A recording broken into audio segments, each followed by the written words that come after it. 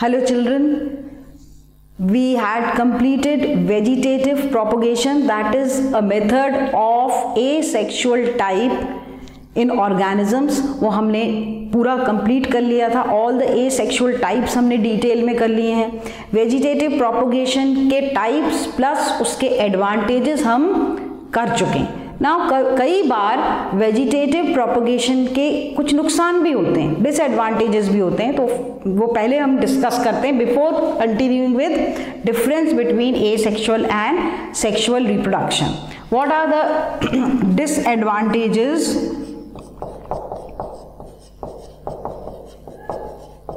of vegetative propagation? Clear? So disadvantages of vegetative propagation. Clear? क्या नुकसान है? देखें, पहले नुकसान ओवर क्राउडिंग. अब वेजिटेटिव प्रोपगेशन किसी से भी करेंगे, किसी भी मेथड से करेंगे, अपने इतने मेथड पढ़ें तो वहीं के वहीं वो कोई दूर तक फैलाव नहीं, कोई बीज नहीं बन रहा है.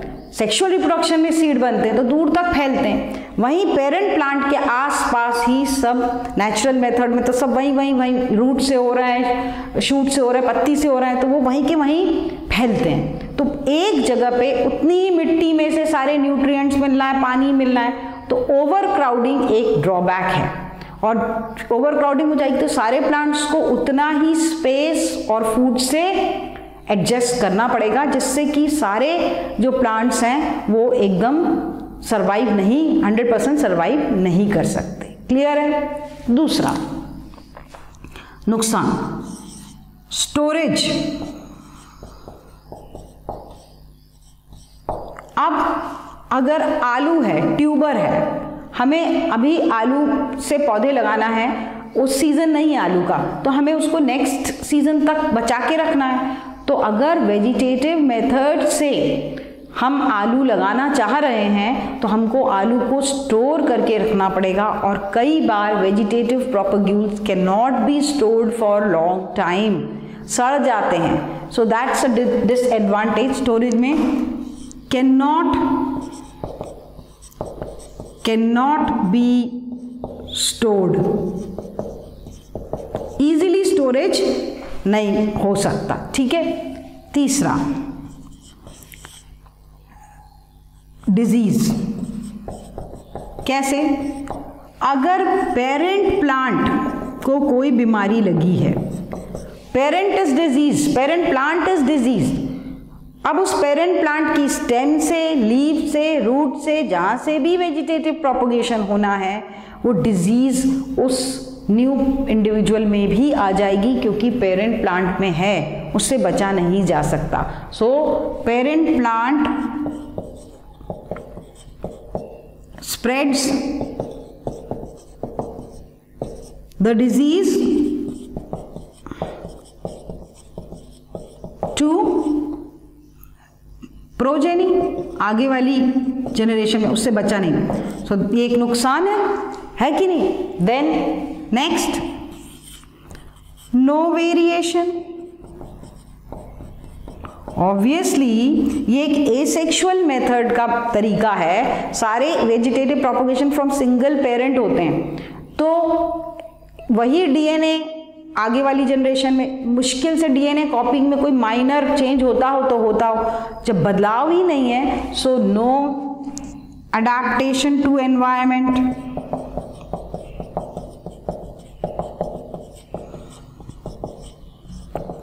ठीक है ना? So no variation, so no adaptation. अगर वेरिएशन ही नहीं है तो फिफ्थ, नो इवोल्यूशन. इस मेथड से एवोल्यूशन पॉसिबल नहीं है ना? So these are few disadvantages which are observed when a plant propagates by vegetative propagation. Clear है? सो ये कभी डिसएडवांटेजेस भी पूछ सकते हैं. ठीक है? और आगे हम बढ़ते हैं. There is one term which is also short note and which is given in your NCERT, and what is that? Now उस पर शॉर्ट नोट आता है, that's important, that is tissue culture also called as micro propagation, और क्यों बोलते हैं, I'll tell you. So this is we consider this topic or we study this topic under asexual methods. Why? Because again no two parents are required, no fusion of gamete, and still new plant we can get. That is why it is studied in asexual reproduction.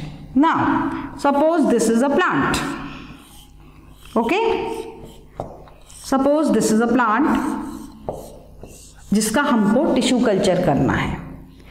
उसकी पत्ती के कुछ sales या stem के कुछ sales या root के कुछ सेल्स, यानी उसके कोई भी वेजिटेटिव पार्ट के कुछ सेल्स, और वो कुछ दोज फ्यू सेल्स में ध्यान दिया जाए, preferable should be taken from either leaf tip, root tip और स्टेम टिप।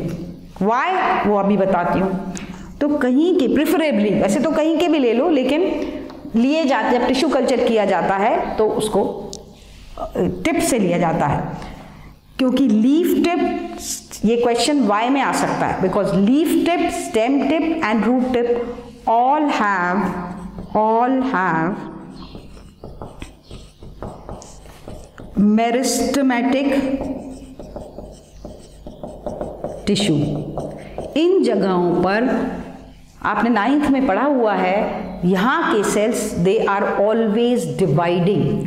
जब when cells are always dividing, they are in a state of division, मतलब हमेशा माइटोसिस 1 से 2, 2 से 4 होते ही रहते हैं, उन सेल्स को बोलते हैं मेरिस्टेमेटिक सेल्स, और वो यहाँ टिप्स पे पाए जाते हैं। तो हम वहाँ का कोई कुछ सेल्स का ग्रुप ले लिया हमने, ठीक है, जहाँ से भी वो लिया हो डजेंट मैटर, उस सेल के ग्रुप को, उस टिश्यू को बोलते हैं एक्सप्लांट। क्या बोलते हैं, नाउ टर्म्स इंपॉर्टेंट, क्या बोलते हैं उनको, एक्सप्लांट। क्लियर है?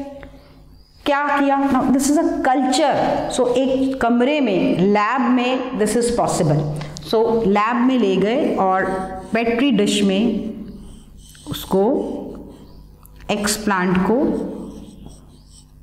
डाल दिया जो हम ले गए थे, और उसमें क्या मौजूद है, कल्चर मीडियम में एक न्यूट्रिएंट से भरा मीडियम रहता है पेट्री डिश में, उसमें इसको रख दिया लैब में। क्लियर है? इन ध्यान, प्रिकॉशन, एसेप्टिक कंडीशंस। कौन सी कंडीशंस हैं? एसेप्टिक, बिल्कुल बैक्टीरिया, वायरस, माइक्रोब्स से दूर। लैब ऐसा ही बनाया जाए जहाँ एसेप्टिक कंडीशन हो, और उस कल्चर, नहीं तो सब इस कल्चर मीडियम में ग्रो करने लगेंगे और इन्फेक्ट कर देंगे। तो ऐसी स्टरलाइज्ड पेट्री डिश में, कल्चर स्टरलाइज्ड, उसमें ये एक्सप्लांट डाल दिया, ठीक है। अब कुछ दिनों में ऑब्जर्व किया, वो पेट्री डिश में जो एक्सप्लांट मतलब जो सेल डाले थे, उनका नंबर बढ़ गया। दे डिवाइडेड, माइटोसिस हुआ और उनने नंबर। अब इस ग्रुप ऑफ सेल्स को बोलते हैं कैलस। क्या बोलते हैं इसको? Callus. And this term is again important. So what is callus? It is group of undifferentiated, उनका डिफरेंशिएशन नहीं हुआ है, अनडिफरेंशिएटेड सेल्स, ठीक है, that is called as callus. Number बढ़ गया। अब क्या किया? Third step, first step is this, second step is this. अब थर्ड स्टेप क्या किया? उस पेट्री डिश में जिसमें कैलस बन चुका था, सेल का नंबर बढ़ गया था, वो mass, that mass of cell, undifferentiated mass of cell, उसको, जिसको कैलस कहा, उसके ऊपर हॉर्मोन्स डाले। उस कल्चर मीडियम में क्या सप्लाई किए गए? हॉर्मोन्स। कौन से? Auxins and cytokinins. ये हॉर्मोन्स होते हैं, ये प्लांट हॉर्मोन्स हैं, वो डाले गए। ऑक्सिन से रूट इनिशिएट होती है और साइटोकाइनेंस से स्टेम इनिशिएट होती है, शूट इनिशिएट होता है।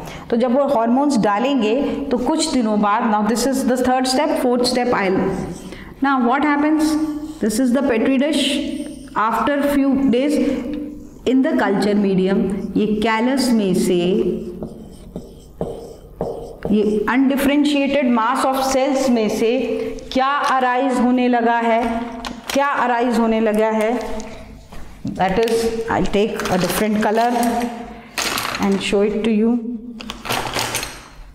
यस, दिस क्या दिखने लगा है कि शूट और रूट अराइज होने लगे, छोटे छोटे, ठीक है, जब ऑक्सिन्स और साइटोकाइन, क्योंकि they initiate rooting and shoot formation, तो अराइज होने लगे। अब फिफ्थ स्टेप क्या किया, फॉर्सेप्स की मदद से कई सब कल्चर मतलब टेस्ट ट्यूब में थोड़ा थोड़ा culture medium, fresh culture medium डाला और उसमें फॉर्सेप्स की मदद से एक एक, इनको बोलते हैं छोटे प्लांट्स को प्लांटलेट, क्या बोलते हैं, प्लांटलेट, इनको एहतियात with carefully they are removed each single and they are introduced in the culture. These plantlets are introduced in separate test tubes, इनको बोलते हैं सब कल्चर्स, क्या बोलते हैं इनको, सब कल्चर्स, उनमें डाल दिया ये सब प्लांटलेट्स को, सो दीज आर सब कल्चर्स, ठीक है, ये सब लैब में ही हो रहा है। अब डाल दिया, नाउ एक इतनी सी जगह में ट्रे में 100 टेस्ट ट्यूब्स में अलग अलग प्लांटलेट्स डाल दिए। प्लांट, एक पेरेंट प्लांट था, अब उसके कितने छोटे छोटे प्लांटलेट्स हमने बना लिए अंडर सिंगल रूफ, है ना, और ये डाल दिए। जब ये थोड़ा ग्रो कर गया तो 6 step, now this will grow a little bit, ठीक है, तो ये थोड़ा सा ग्रो कर गया लैब में, इतना कि रूट सिस्टम, और तब इसको कहाँ ट्रांसफ़र कर दिया, बाहर फील्ड में ट्रांसफ़र कर दिया, और फील्ड में बड़े पौधे बन जाए कुछ ही कम समय में, मतलब 1 महीने के समय में या 2 महीने के समय में आपने एक प्लांट के, you can make thousands of plantlet with the help of tissue culture method. Micro propagation, microscope के अंदर दिखने वाले जितने सेल्स, इतने सेल्स अपन माइक्रोस्कोप में ही देख सकते हैं, उनको से कई प्लांट्स बना लेना is called as micro propagation और टिश्यू कल्चर। क्लियर है? I have given you the steps. Explant culture में डाला, undifferentiated mass of cells callus कहलाता है, उसमें ऑक्सिन्स साइटोकाइनेंस डालें, छोटे छोटे प्लांटलेट्स आ गए, फॉर्सेप्स से सब कल्चर्स में ट्रांसफर किया, and after few days those plantlets grow and they can be grown in the field, खेत में लगाए जा सकते हैं। बस इतने से इतने सारे बना दिए गए। शॉर्ट नोट आता है, क्लियर है? अब इसके क्या के संग एक और क्वेश्चन आता है, what are the advantages of tissue culture. So हम उसके एडवांटेजेस देखेंगे, क्या हैं टिश्यू कल्चर के advantages. So advantages of tissue culture, ठीक है। सबसे पहले तो डिजीज फ्री, क्वेश्चन आता है, disease free plants can B obtain. Special कौन सा माइक्रो, वायरस फ्री। कौन सा डिजीज नहीं, प्लांट्स में वायरल डिजीज बहुत होती है, उनसे बचा जा सकता है through this method. Why disease free, खासकर वायरस फ्री। जब हम एक्सप्लांट टिप से लेते हैं, मैंने आपको बताया वहाँ डिवाइडिंग सेल्स वाला जोन होता है, मेरिस्टेमेटिक एरिया होता है। कभी भी ध्यान रखना, प्लांट में कोई भी वायरस इन्फेक्ट करता है तो वो कभी भी मेरिस्टेमेटिक एरिया में सरवाइव नहीं कर सकता। क्यों? वायरस को होस्ट की मदद से अपना डिवीजन, अपना टाइप्स बनाने पड़ते हैं। ये वायरस, हर वायरस की यही कहानी है। वायरस अपने आप को कैसे डिवाइड करता है? होस्ट की सेल की मशीनरी को यूज करके। लेकिन वो मेरिस्टेमेटिक सेल, होस्ट की मेरिस्टेमेटिक सेल में रहना क्यों पसंद नहीं करता? जब तक वो अपना वहाँ पर स्टेबलाइज करता है, घुसता है, अपना उसका डीएनए को डोमिनेट करके अपना काम होता है, उसके लिए टाइम लगता है। उतने में तो सेल डिवाइड हो जाती है। मेरिस्टेमेटिक सेल बहुत जल्दी जल्दी डिवाइड होती है। तो डिवाइडिंग सेल में कैसे वो अपनी लाइफ साइकिल कंप्लीट करेगा? सेल को स्टेबल, एक सेल को उतने तक तो रहना चाहिए विदाउट डिवाइडिंग, जब तक वो अपनी लाइफ साइकिल उतने टाइम से पहले ही मेरिस्टेमेटिक सेल डिवाइड कर देती है। So virus is never like to stay in the meristematic zone. अगर ऐसे सेल से अपन कल्चर करेंगे तो वो प्लांट जितने बनेंगे उनमें वायरल डिजीज नहीं होगी। क्या नहीं होगी? उनमें वायरल डिजीज नहीं होगी। क्लियर है? So they won't be having any viral disease. Clear है ये बात? So that is why disease free. और दूसरा एडवांटेज, वेरी रैपिड मेथड। आप देखो कुछ महीनों में आपको एक प्लांट से कितने प्लांट मिल गए। तीसरा advantage, can be obtained in any season. उसके लिए कोई खास सीजन थोड़ा ना, लैब में कर रहे हैं, कोई सा भी प्लांट बेमौसम आप उसके कई पौधे बना सकते हैं। Any season, obtained in any season. Clear है ना? और number of plants can be obtained at one time. 1000 आप कभी ऐसे कि बीज से भी लगाएं। Number of plants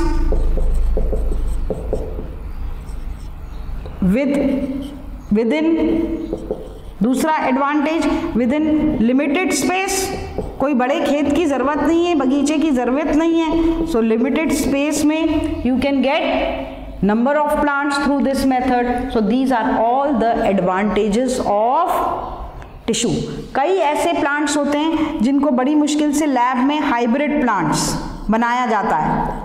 hybrid plants, artificial plant, उनको उनमें सीड्स नहीं होते तो उनको कैसे ग्रो करें? उनको टिश्यू कल्चर से ग्रो कर सकते हैं। ऐसे ही स्टेराइल एम्ब्रियोज, स्टेराइल एम्ब्रियोज, कई एम्ब्रियो ऐसे होते हैं एम्ब्रियो तक फॉर्मेशन हो जाता है लेकिन उससे प्लांट नहीं बनता, तो उनका सेल लेके टिश्यू कल्चर से नए प्लांट्स बना सकते हैं। नेक्स्ट, ऐसे प्लांट्स जिन somatic hybridize plant, somatic hybridize, ये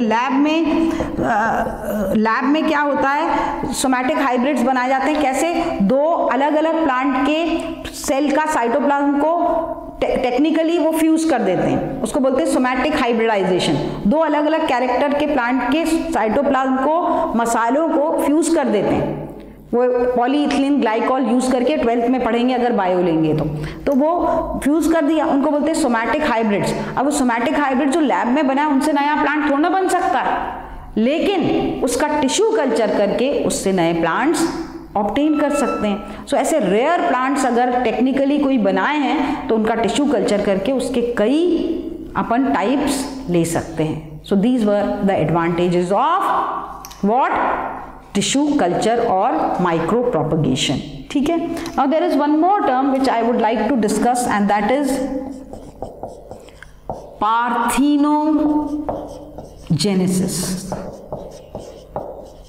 Parthenogenesis. They can ask now what parthenogenesis. Now हमको मालूम है कि सेक्सुअल रिप्रोडक्शन में दो individual parents, male female, they will produce gamete, sperm and ovum, and that will fuse to form a zygote और new progeny वाला organism बन जाएगा, न्यू ऑफस्प्रिंग बन जाएगा। ये सेक्सुअल रिप्रोडक्शन का मेथड है। लेकिन कुछ rare organisms like aphids, like honey B,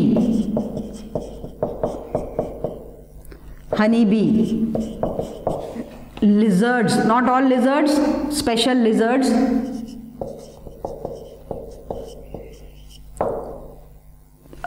ये कुछ एनिमल्स हैं रेयर जो कि विदाउट फर्टिलाइजेशन एग से डायरेक्ट अगली जनरेशन का इंडिविजुअल प्रोड्यूस कर सकते हैं। सो individual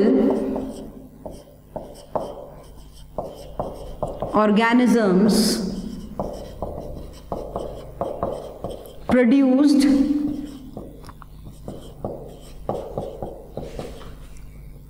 by egg or ovum without fertilization, बिना फर्टिलाइजेशन के आप एक इंडिविजुअल प्रोड्यूस कर सकते हो, बिना फर्टिलाइजेशन के. No union of gametes, only the egg is turned into an embryo या अगले जनरेशन का individual. That type of reproduction is called as parthenogenesis. क्या बोलते हैं उसको?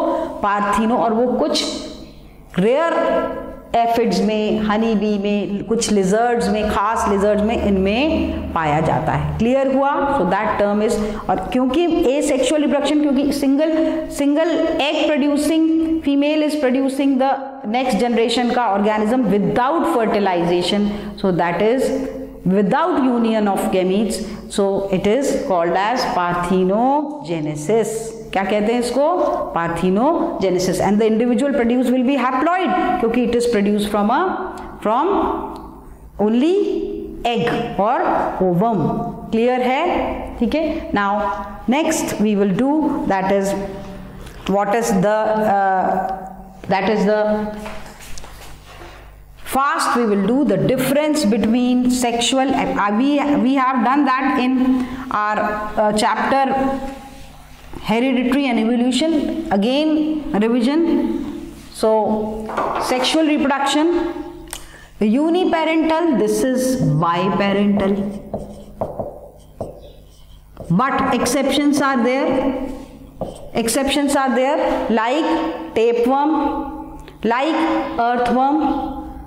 There are few animals and most of the plants single parent में sexual reproduction हो सकता है.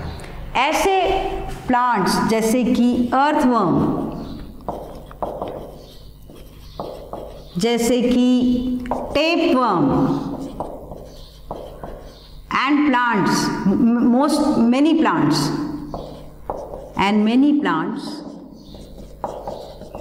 इनको क्या बोलते हैं? हर्माफ्रोडाइट. क्या बोलते हैं इनको? हर्माफ्रोडाइट. या क्या बोलते हैं? बाइसेक्सुअल. क्या बोलते हैं? और बाइसेक्सुअल. ऐसे भी पाए जाते हैं जिनमें गैमीट्स हो रहा है, सेक्सुअल रिप्रोडक्शन है, लेकिन single parent is there. Exception है, नहीं तो ज्यादातर बाई पेरेंटल ही होते हैं. Gametes not formed, gametes are formed. Of course gametes बनते हैं जब तो sexual reproduction होता है. ठीक है? So gametes are formed. All divisions, इस reproduction के समय जितने भी cell division होंगे वो सब mitosis होंगे. इसमें once meiotic and all other are, one division तो meiotic होता है एंड एक बार तो मियोटिक होता ही होता है, एंड अदर माइटोसिस, माइटोटिक. ठीक है? Fertilization absent, fertilization obviously present. Gametes बन रहे हैं तो यूनियन तो होगा ही. Rapid method, this is comparatively slow method, time लगता है. New individuals genetically similar, they are dissimilar. ठीक है ना? सब अपने भाई बहन अपन सब सेक्सुअल रिप्रोडक्शन के आउटकम है, तो we are all different. Variations very few, variations present. Variation तो होते ही होते हैं, अभी डिटेल करेंगे हम, सेक्सुअल स्टार्ट करेंगे नेक्स्ट क्लास से, तो आई विल एक्सप्लेन. बहुत सारी वैरायटी दिखती है. Evolution very little. जब वेरिएशंस ही नहीं तो एवोल्यूशन क्यों होगा? बहुत कम. क्यों? नेक्स्ट उसमें बताऊंगी. एवोल्यूशन अकर्स सेक्सुअल रिप्रोडक्शन के ऑर्गेनिजम्स आगे जाके कई सालों बाद they show evolution. Most common in lower organisms, ये सारे हायर ऑर्गेनिजम्स में मिलते हैं and few lower, clear, and few lower organisms में मिलते हैं. So they are found in few lower organisms. Clear है? So this is for today. We will stop here and we'll continue in our next class. Clear? Thank you.